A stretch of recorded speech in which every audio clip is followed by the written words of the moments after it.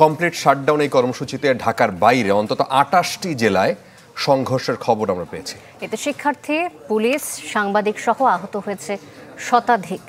মাদারীপুরে ধাওয়া খেয়ে পানিতে পড়ে এক শিক্ষার্থীর মৃত্যু হয়েছে।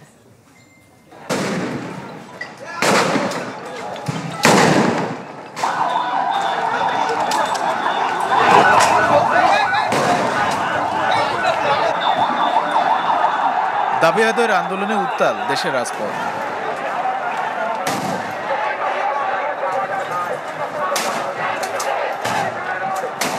টিয়ার গ্যাস, রাবার বুলেটে আর ধাওয়া পাল্টাতে হয় মুখোমুখি শিক্ষার্থী, প্রশাসনের সদস্যরা।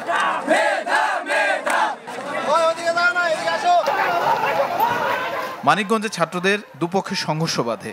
পুলিশ পরিস্থিতি নিয়ন্ত্রণ করতে গেলে রণক্ষেত্রে পরিণত হয় শহর ও আশপাশের বিভিন্ন সড়ক। এ সময় সাধারণ শিক্ষার্থী, সাংবাদিক সহ আহত হন অনেকে।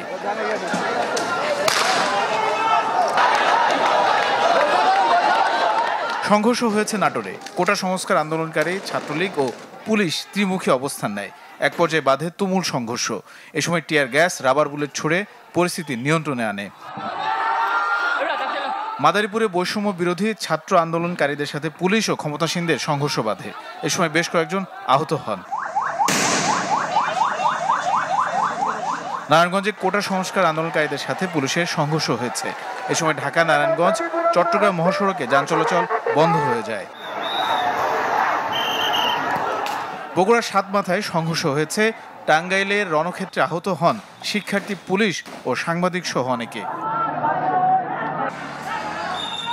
দিনাজপুরে ত্রিমুখী সংঘর্ষে রণক্ষেত্র হয় গোটা শহর।